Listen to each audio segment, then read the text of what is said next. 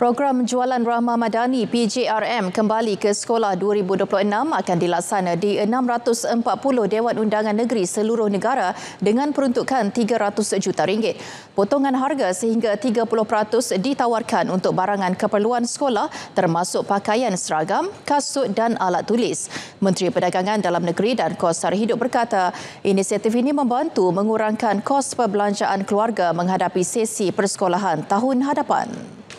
Untuk kali ini kita akan melaksanakan PJRM Back to School sepanjang sesi persekolahan ini, iaitu bermula pada 20 Disember hinggalah 11 Januari. Dan dalam tempoh PJRM Back to School untuk kali ini akan melibatkan 174 premis, kedai pakaian, pusat beli belah, pasaraya dan akan melibatkan sebanyak 269 siri.